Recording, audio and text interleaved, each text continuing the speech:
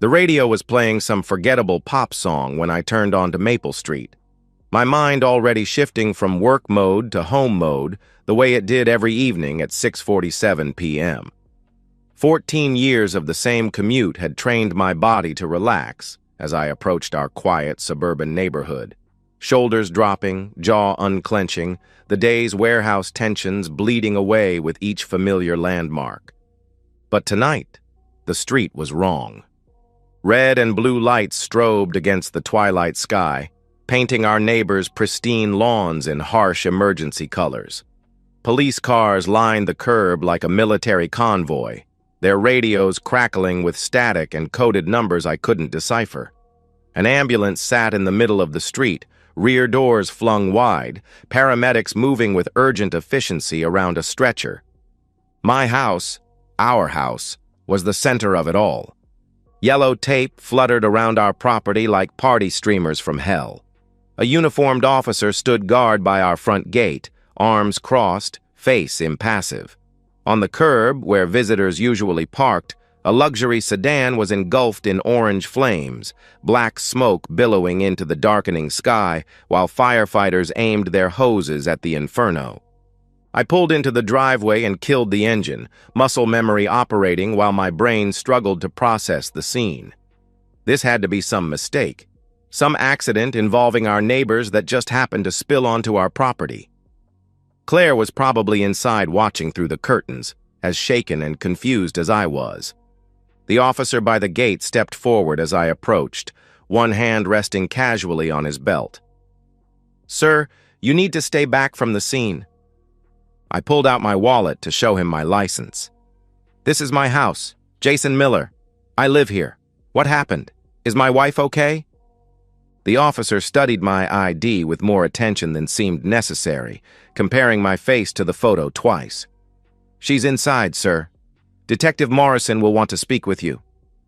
He led me past the tape, and I caught a glimpse of the paramedics loading someone into the ambulance. A man, face bloodied and unconscious, wearing an expensive suit that was now torn and stained. I'd never seen him before in my life.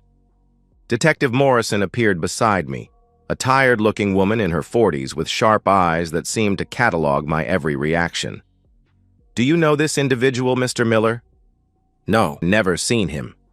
"Who is he? What happened here?" I asked. She didn't answer directly. "Where have you been this evening, sir?" The questions felt surreal, like being asked to prove my innocence of something I didn't even understand yet. "Work. Riverside Logistics. I manage the evening shift prep crew. I left at 6:30, same as always. There's cameras, time cards, witnesses." She was writing in a small notebook, not looking at me. "We'll need those details." Then she continued. "Your wife says this man was a friend who came by unexpectedly. Says someone attacked him outside your house and set his car on fire. Any idea who might want to do something like that?" The ground felt unsteady beneath my feet. Claire had never mentioned having male friends I didn't know. In 12 years of marriage, she'd never had unexpected visitors of any kind. She was too particular about the house being clean, too scheduled in her routines. "I don't understand. Claire doesn't really have friends over without planning it days in advance. She's very organized about social things." Detective Morrison's eyebrows rose slightly. "Organized?" "She likes to prepare, cook special meals, clean the house thoroughly. Having someone just drop by would stress her out."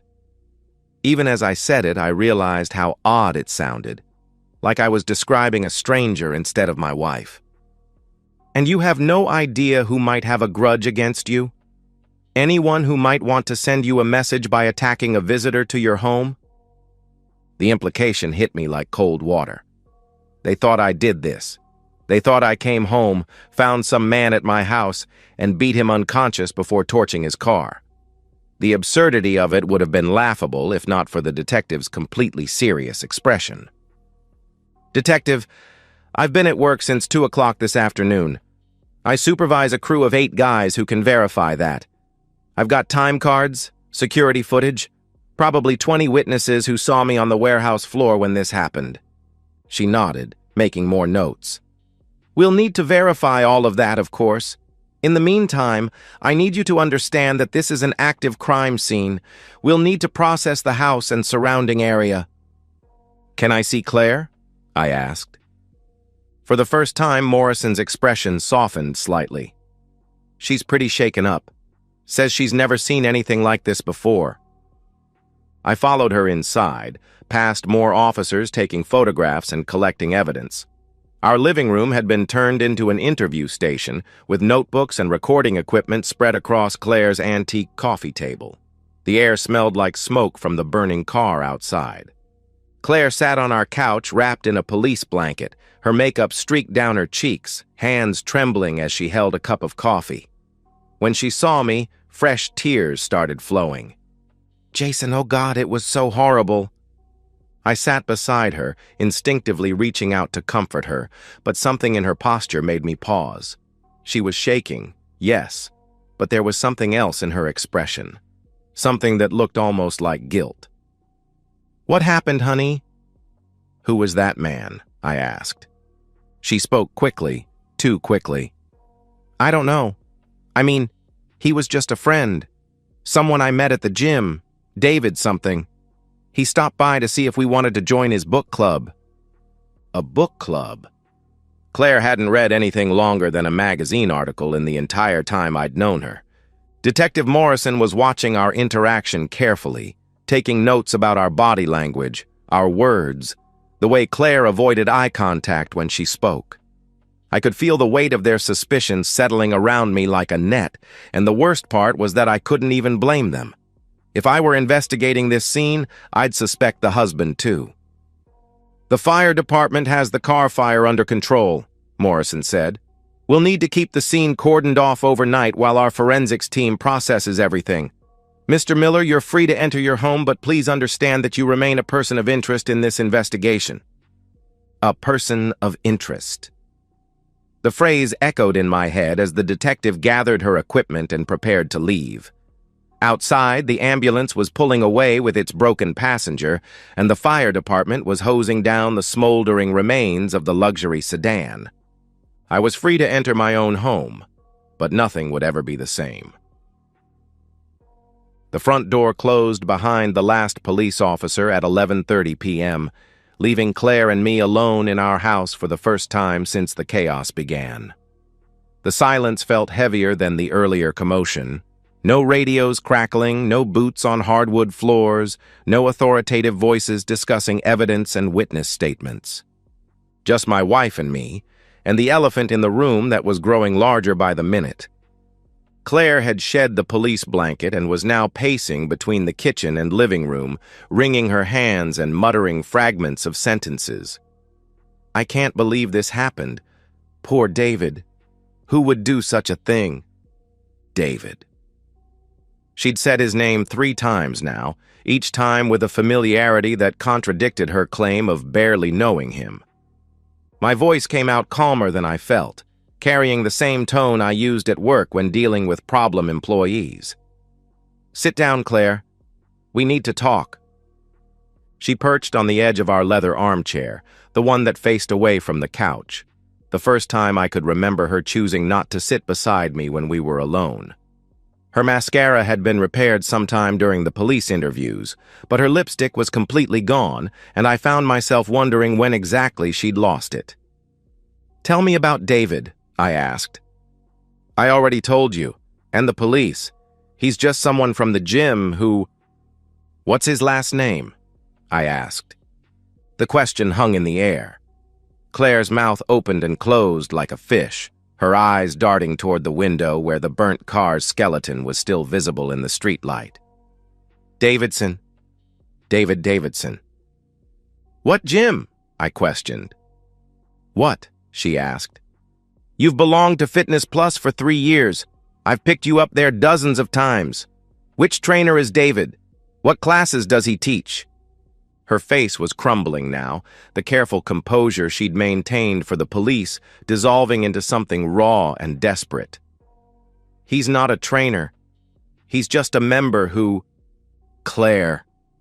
I leaned forward, keeping my voice level. I've seen the credit card statements. You haven't been to the gym in 6 months. The silence that followed was deafening. Outside, a neighbor's dog barked once and went quiet. The refrigerator hummed in the kitchen. Claire's breathing became shallow and quick, like she was having a panic attack. "Jason, I can explain." She tried to reply, but I stopped her. "Can you? Because I've been trying to understand this evening and nothing makes sense. A stranger shows up at our house, a stranger driving a $60,000 BMW, and gets beaten half to death in our driveway. His car gets torched. The police think I did it, and my wife claims she barely knows the victim." The words exploded out of her, high-pitched and desperate. "I don't know who hurt him. I was inside when it happened. I heard shouting and glass breaking, and when I looked out the window, David was on the ground and his car was on fire. I called 911 immediately." "What was he doing here, Claire?" I asked. She wrapped her arms around herself, rocking slightly. He wanted to talk. About things. Personal things." The truth was there in the spaces between her words, in the way she couldn't meet my eyes, in the guilty slump of her shoulders. My wife, the woman I'd shared a bed with for 12 years, who knew how I liked my coffee and which side of the sink I preferred to shave in, had been a stranger in our home.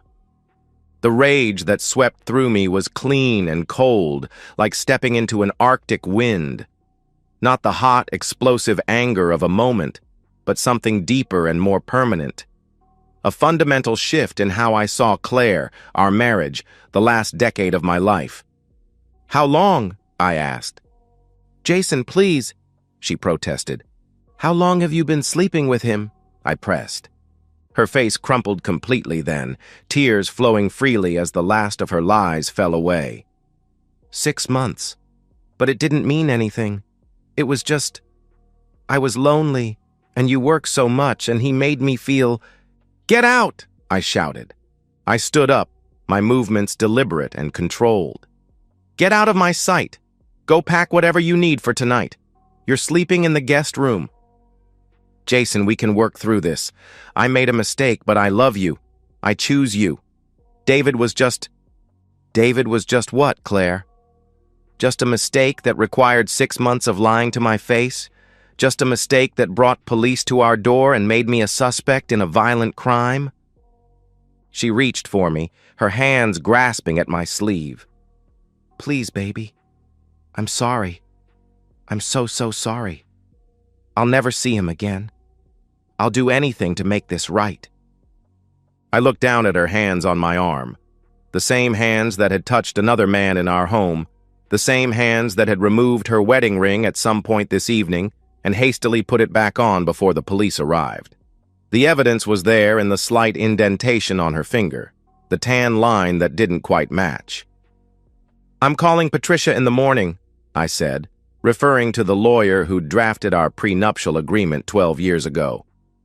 "I'm enforcing every clause of our prenup. You signed it, Claire. You agreed that infidelity would result in forfeiture of spousal support, division of assets, everything." The color drained from her face. "You can't be serious." "I've never been more serious about anything in my life." She stood there for a long moment, swaying slightly, looking like she might collapse. Then, without another word, she walked upstairs. I heard her moving around in our bedroom, opening drawers and closets, the sound of clothes being stuffed into a suitcase. I remained in the living room, staring out at the charred remains of her lover's car. The police had covered it with a tarp, but the shape was unmistakable, a monument to the destruction of my marriage. 20 minutes later, Claire came back downstairs carrying an overnight bag and a pillow. She paused at the guest room door, looking back at me with red, swollen eyes. "I never meant for this to happen." "But it did happen," I replied. "And now we both have to live with the consequences." The guest room door closed with a soft click. Within minutes, I could hear her crying, deep, wrenching sobs that carried through the walls. I went upstairs to our bedroom, where the scent of her perfume still lingered on the sheets. For the first time in years, I had the entire king-size bed to myself. I lay on my back, hands behind my head, staring at the ceiling and thinking about logistics. Divorce papers, asset protection, the security cameras at work that would clear me of any police suspicion. Down the hall, Claire's crying gradually subsided into hiccuping silence. I slept better than I had in months. Patricia Hendricks had the kind of office that intimidated people into honesty. Floor-to-ceiling law books, diplomas from prestigious universities, and a view of downtown that screamed success. She'd been practicing family law for 25 years, and her reputation for crafting ironclad prenuptial agreements was legendary in our social circle. She was flipping through the files she'd pulled from her cabinet. "I remember this case. Your wife's attorney tried to get her out of signing it 3 different times." I sat across from Patricia's mahogany desk, wearing my best suit and carrying a manila folder full of documentation. "She signed it anyway, and now I need to enforce it." Patricia read aloud, Adultery Clause, Section 4. In the event that either party engages in extramarital sexual relations, the offending party forfeits all rights to spousal support, marital property division, and shared assets acquired during the marriage. She looked up at me over her reading glasses. "You have proof of the affair?" I slid a flash drive across her desk. "Police report from Tuesday night. Statement from my wife admitting to a 6-month relationship with the victim. Credit card records showing hotel charges, restaurant bills, gifts I never received." Patricia plugged in the drive and spent several minutes reviewing the files, making occasional notes on a legal pad. The police report was particularly damning. Claire's own words, given under official questioning, admitting to the relationship with David Morrison. "This is textbook infidelity under the terms of your agreement," Patricia said finally. "But Jason, I need to ask, did you have anything to do with what happened to this man?" "I was at work from 2 p.m. to 6:30 p.m. on Tuesday. Security footage, time cards, 8 witnesses. The police have already verified my alibi." "Good. Because if there's any hint that you orchestrated violence against your wife's lover, it could complicate the divorce proceedings." She leaned back in her chair, studying me. "Are you sure you want to go through with this? No reconciliation attempts?" The question struck me as almost absurd. "Patricia, she's been lying to my face for 6 months. She brought another man into our home, into our bed. She exposed me to legal liability and police suspicion. What exactly would I be reconciling with?" "Some people consider infidelity a mistake that can be forgiven." "Some people are fools," I replied. Patricia smiled grimly. "Fair enough. I'll file the papers this afternoon. Under the terms of your prenup, Claire will have 7 days to vacate the marital home and 30 days to secure her own legal representation. She keeps her personal belongings, her car, and that's it. Everything else, the house, investments, retirement accounts, remains yours." "How long until it's final?" I asked. 6 to 8 weeks, assuming she doesn't contest it. Though given the strength of this prenup and the evidence of adultery, any attorney worth their fee will advise her to accept the terms. I left Patricia's office feeling lighter than I had in years. The morning sun seemed brighter, traffic moved more smoothly, and even the elevator music in my building sounded less irritating. For the first time since Tuesday night, I had a clear path forward. Claire was waiting when I got home, sitting at our kitchen table with a cup of coffee and an expression of forced optimism. She'd done her hair and makeup carefully, wearing the blue dress I'd once said was my favorite. The desperate attempt at normalcy was almost pathetic. As I walked through the door, she said, "I made dinner reservations at Romano's for tonight, 7:30. I thought we could talk, really talk, about fixing this." I set my briefcase on the counter and loosened my tie. "Cancel them." "Jason, please. I know you're angry, but we can work through this. I've already called Dr. Ethan about couples counseling. She has an opening next week." "Claire, stop." The papers were in my briefcase, signed and notarized, ready to be served. But looking at her sitting there in that blue dress, desperately trying to salvage what she'd already destroyed, I felt something close to pity. You need to call a lawyer. Today. Not tomorrow, not next week. Today. Her face went pale. What are you talking about? I filed for divorce this morning. The papers will be served tomorrow. The coffee cup slipped from her hands, shattering on the kitchen floor. Hot liquid splashed across the tile, and she stared down at the mess like she couldn't understand how it had happened. You can't be serious. Jason, I made one mistake. I cut her off. You made the same mistake every day for 6 months.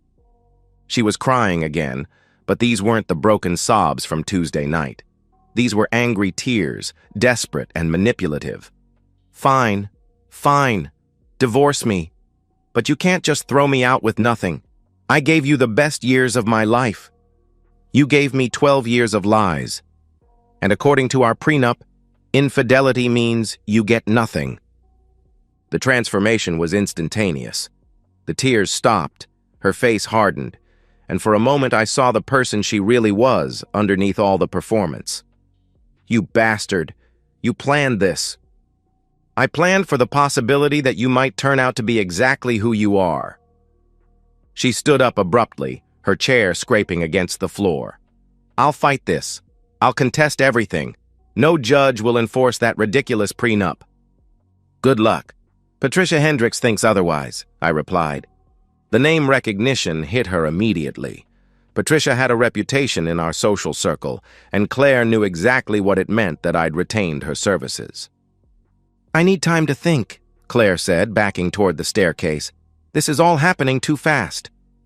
Take all the time you need. You have 7 days to move out. She stopped at the bottom of the stairs, gripping the banister. What about the police investigation? What if they arrest you? They won't. My alibi is solid. But what if... I cut her off. Claire, I didn't hurt your boyfriend, but I'm not going to let his problems become my problems any longer than they already have. She went upstairs without another word. An hour later, I heard her on the phone, probably calling her sister or her mother, spinning some version of events that painted her as the victim. Let her. By tomorrow, the whole story would be academic. I ordered Chinese takeout and ate dinner alone at the kitchen table, reading through Patricia's preliminary asset inventory. The house, the investments, the retirement accounts, all of it would remain mine.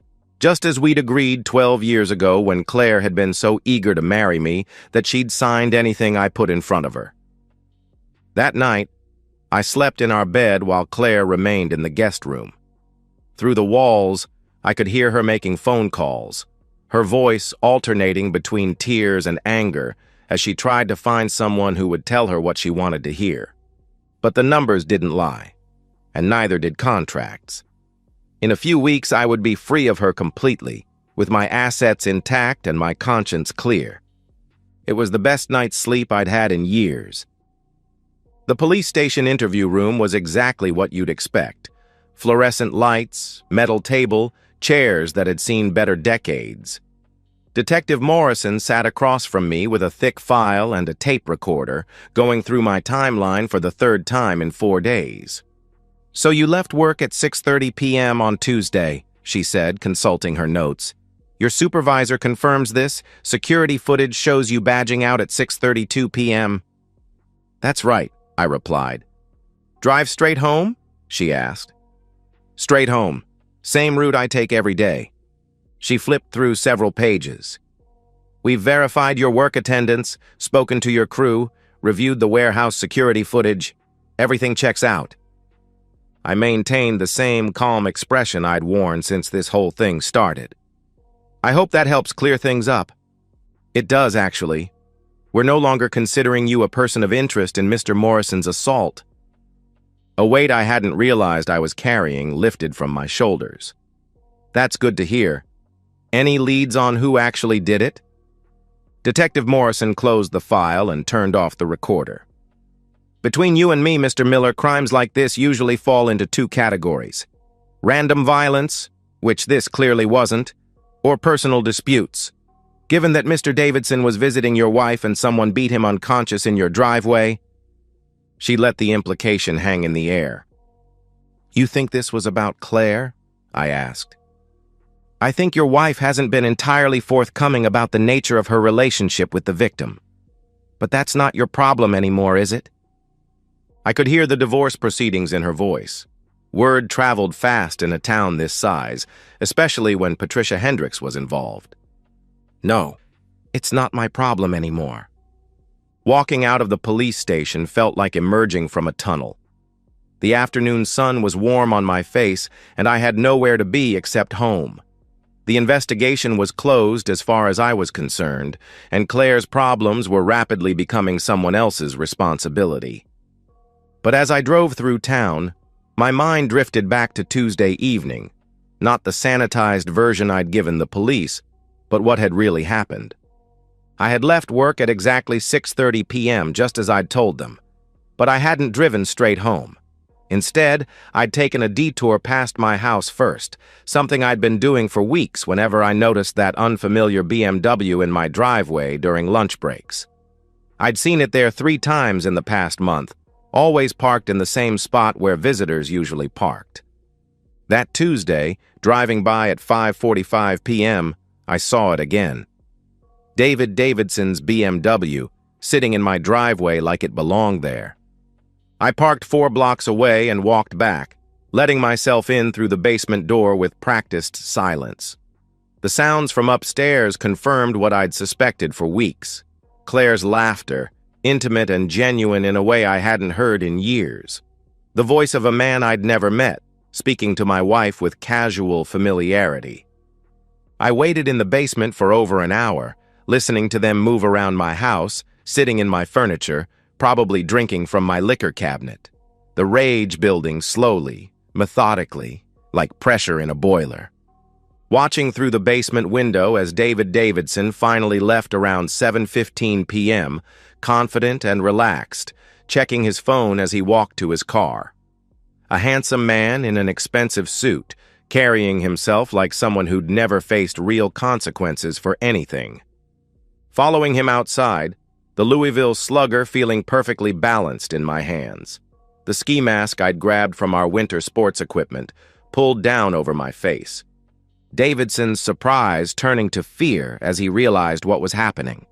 The first swing connecting with his ribs, the second with his shoulder. The systematic, methodical beating that followed, each impact calculated to cause maximum pain without permanent disability. The satisfaction of seeing him crumpled on my driveway, finally understanding that actions have consequences. The gasoline from our lawnmower, the matches from our emergency kit, the BMW's leather interior catching fire with surprising speed. Stripping off the mask and gloves, washing my hands in the basement sink, changing clothes, hiding the evidence in the workshop. Then driving around the block and returning home at exactly 6:47 p.m. to discover the scene. My Oscar-worthy performance of confusion and concern as the police arrived. The memory brought a smile to my lips as I pulled into my driveway.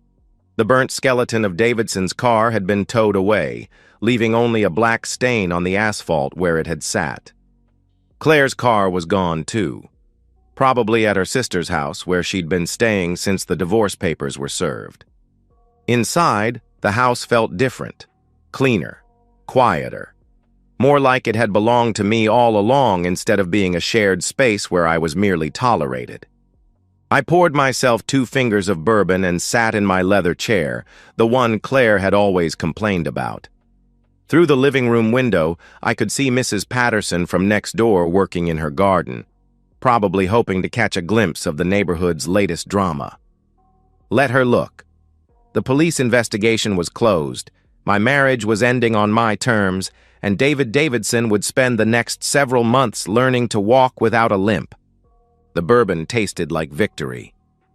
My phone buzzed with a text from Claire. "Please call me. We need to talk about the house." I deleted the message without responding. We'd done enough talking. Now it was time for her to learn what the rest of her life would look like. The sun was setting, painting the sky in shades of orange and red. In a few hours, I'd go to bed in my own house, in my own bed, without having to listen to Claire's breathing or accommodate her need for the room to be precisely 68 degrees. Tomorrow, I'd wake up as a single man with no obligations except to myself. It was going to be a very good life. 2 weeks after the divorce papers were finalized, I stood in my kitchen making coffee for one and watching the morning news. The weather report promised another beautiful day.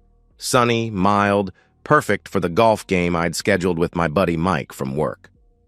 Claire had moved out completely the day before, taking only what the prenup allowed her to keep: her car, her clothes, her jewelry, and the bitter realization of what her choices had cost her. The house felt enormous without her presence, but in the best possible way, like stretching out after being cramped in a small space for years. The local news segment mentioned David Davidson's recovery. He'd been released from the hospital with a walking cast and several pins in his ribs, facing months of physical therapy. The police had officially closed the case, citing lack of evidence and suspects. The reporter mentioned that it was likely a random act of violence, possibly a robbery gone wrong. I smiled into my coffee mug. Mike picked me up at 9, and we spent the morning at Riverside Country Club, where I'd maintained my membership throughout the marriage despite Claire's complaints about the expense. She'd always seen it as frivolous, but now I understood it had been an investment in my post-divorce social life. As we walked to the 10th tee, Mike said, "You seem different. Lighter, I guess. 12 years of dead weight will do that to a man." "Any regrets?" he asked. I considered the question as I lined up my shot. "About the divorce? None. About waiting this long to do it? Plenty." The ball sailed straight and true, landing exactly where I'd aimed. Everything in my life felt that precise now, controlled, intentional, mine. We had lunch at the clubhouse, where several acquaintances stopped by our table to offer condolences about my marriage and congratulations about my freedom. Word had gotten around about Claire's affair and the terms of our divorce. In our social circle, adultery was still considered a serious breach of trust, and the consensus seemed to be that I'd handled the situation with appropriate dignity. Over his sandwich, Mike said, "I heard she's staying with her parents." "Temporarily. The prenup gave her 60 days to find permanent housing." "That's rough," he replied. "That's consequences," I replied. Mike nodded approvingly. He'd been through his own messy divorce 5 years earlier, but without the protection of a prenup. His ex-wife had taken half of everything and still collected alimony.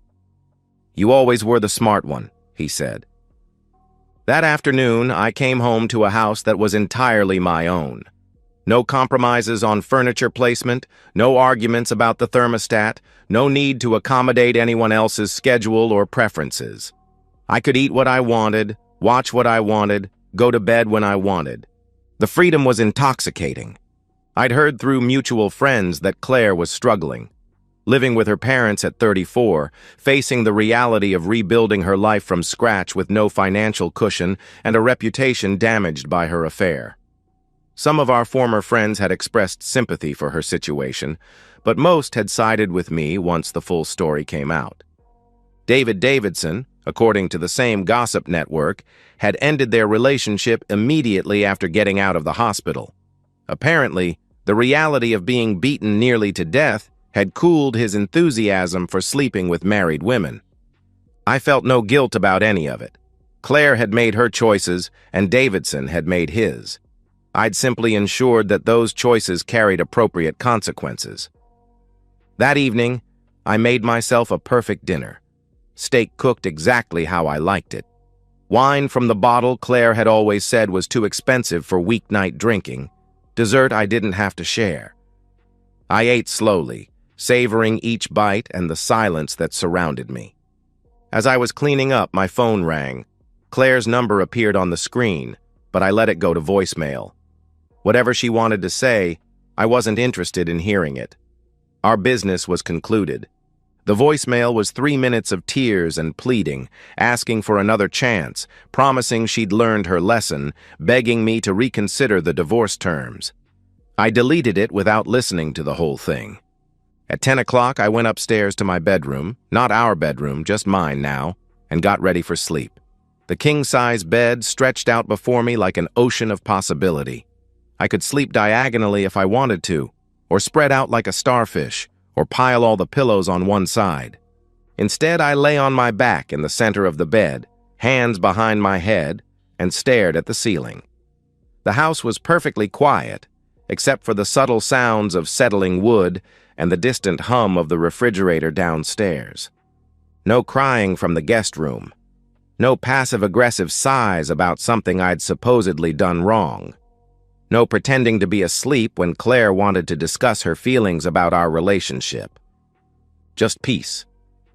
I thought about Davidson, probably lying in his own bed with his injuries throbbing, wondering who had beaten him and why. I thought about Claire, crying into her childhood pillow while her parents whispered about what a disappointment she'd become.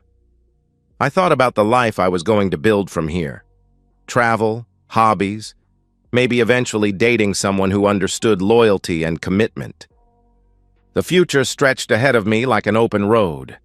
Outside, the neighborhood was settling into its nightly rhythm. Dogs being walked, porch lights turning on, families going through their bedtime routines. Normal people living normal lives, most of them never having to deal with the kind of betrayal I'd endured. But I'd handled it perfectly, methodically, with the same attention to detail I brought to everything else in my life. The police investigation was closed. The divorce was final. My assets were protected. My reputation was intact. Justice had been served on my terms, and the future belonged entirely to me. I closed my eyes and drifted into the deep, dreamless sleep of a man with a clear conscience and no regrets whatsoever. And so, we've reached the end of today's story. Was it what you expected, or did it take a twist you didn't see coming? I'm curious to hear your thoughts. Share them in the comments below, and let's get a conversation going. If this story kept you hooked, make sure to hit that like button. And if you're new here or just haven't subscribed yet, now's the perfect time to join our community. I bring you fresh, captivating stories every day, so click that subscribe button and turn on notifications so you never miss out. Thanks for watching, and I'll see you in the next one.